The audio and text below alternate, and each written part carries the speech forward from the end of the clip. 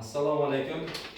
Mana bugun O'ri Elpok mahallasida 9-aprel kuni uchrashuv o'tkazmoqdamiz. Tadbirkorlarimizni yig'ib, men Milliy bank xodimiman. Bizlarda o'zimizning kredit mahsulotlarimizdan biznesga birinchi qadam kredit dasturi bor.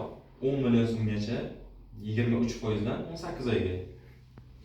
Bunda o'zini band qilib tadbirkorligini boshlash uchun beriladigan pul mablag'lari.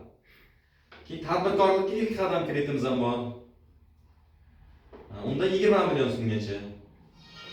Agar kattaroq sanoat korxonalariga olmoqchi bo'lsalaringiz, magazin yoki MCJ korxonaga 312-sonli dastur asosida kredit ajratamiz. 312-sonli kredit dasturiga asosan 100 million so'mgacha bezalog 22% dan paydoqqa.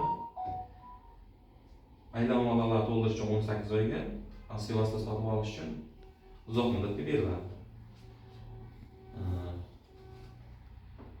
Biror kimda savol yoki taklif yo bir masalalar bo'lsa, bemalol murojaat qilsangiz bo'ladi. Menda savol bor edi. Assalomu alaykum. Men Fayziy Shuhrat, biznesga birinchi qadam dasturi asosida 10 million so'm kredit olmoqchiman. Bunga amaliy yordam berishni so'rayman. Fayziy Shuhrat, bo'ldi. Sizda kredit tariflaringizni tekshirib olamiz. Birlamchi hujjatlar berganingizdan so'ng kredit tariflaringiz to'g'ri kelsa, o'zingiz band qilib biznesga birinchi qadam beramiz. Rahmat.